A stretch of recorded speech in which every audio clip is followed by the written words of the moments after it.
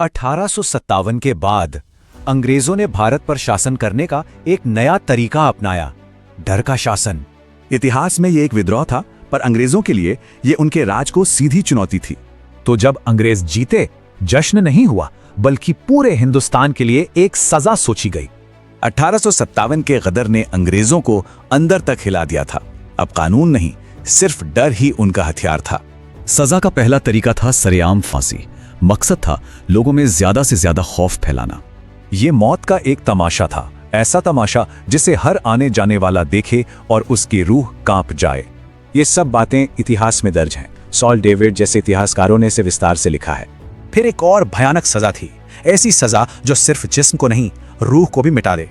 कैदियों को तोप के मुंह से बांधकर पूरे शहर के सामने उड़ा दिया जाता था।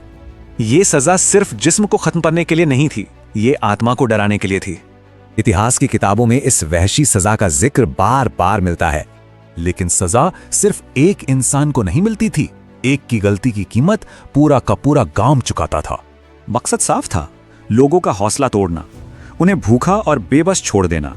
सीधा हिसाब था, एक की गलती और सजा हजारों को। ये बात भी इतिहास में दर्ज है।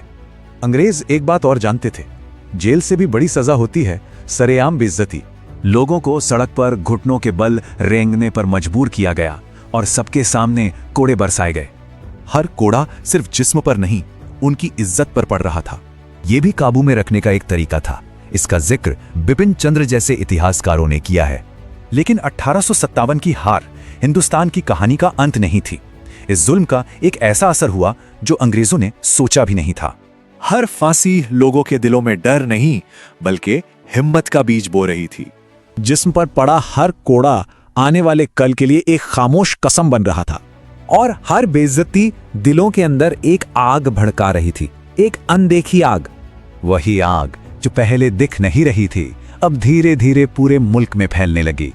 इस डर के राज ने ब्रिटिश साम्राज्य को बचाया नहीं, बल्कि उसकी खबर खोद दी।